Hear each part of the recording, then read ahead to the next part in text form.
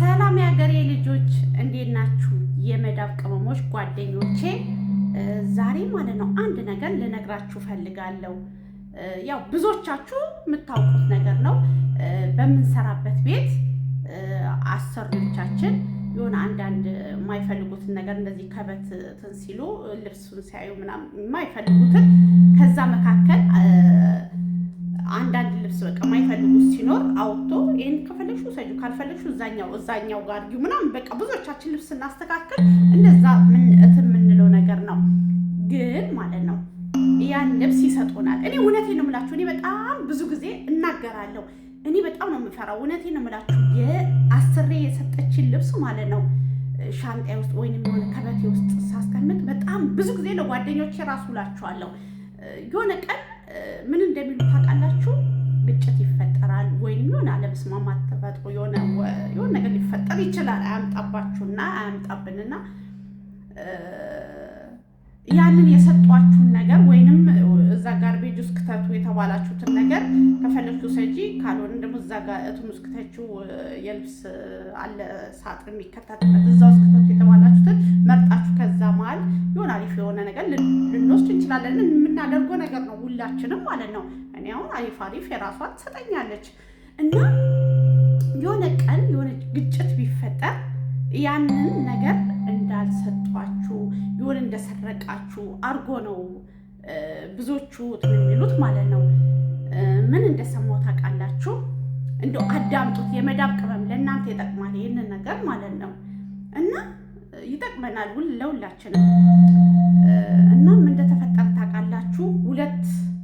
አንዷ በፊት የቆየች አበሻ ናት ቤት ውስጥ ማለት ነው። አንዷ ደግሞ ከኋላ የመጣች ናት። ብዙ ጊዜ ቤት ውስጥ ከዚህ መጀመሪያ ከመጣችሁና ከኋላ ከመጣችሁ ጋር ብዙም አይስማሙም። ያው መጀመሪያ የነበሩ እንግዲህ እንደ በቃ ቤቱ የራሳቸው አድርጎ ነው የሚቆጣጠሩት። ይሄ ሁላችንም የምናውቀው ነገር ነው። እና የሆነ ቀን ማለት ግጭት ይፈጠራል። በቃ እሷን ሸኛት ዝም ብላ አትሰራም ምናምን ስትል ሴት ልጅቷ ማለት ነው መጀመሪያ የነበረችው።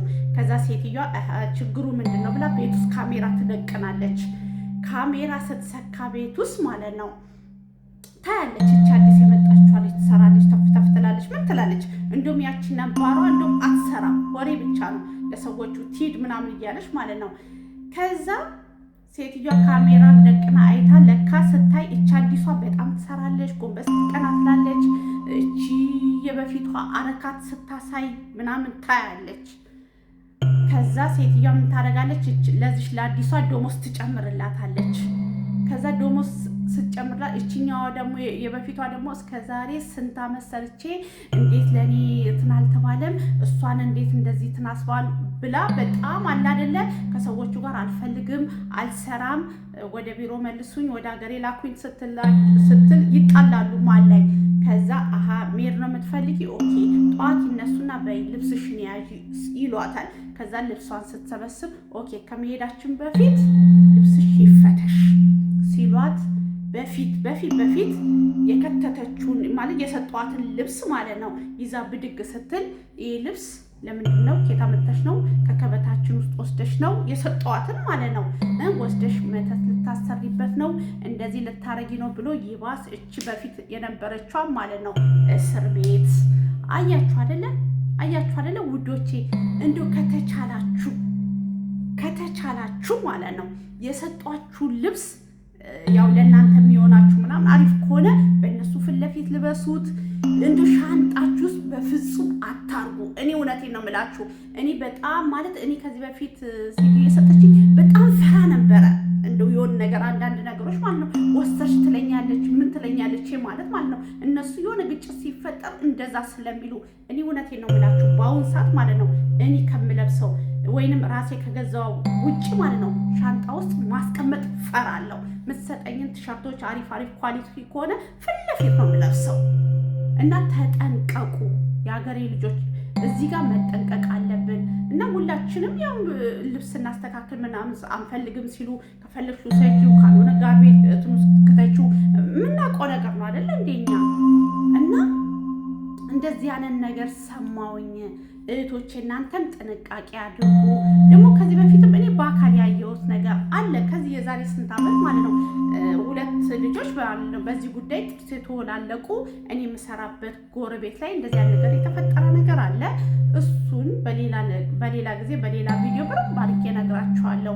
እኔ ለሌሎቻችሁ አሁን አዲስ ለምትመጡ ወደ አረብ ሀገር አዲስ ለምትሄዱ ልጆች ይሄ ነገር ትምህርት ይሆናችሁ ብዬ ነው። እዛ አሰሪዎቻችሁ ጋር ማለት ነው የሚሰጧችሁን ፊት ለፊት ልበሱ።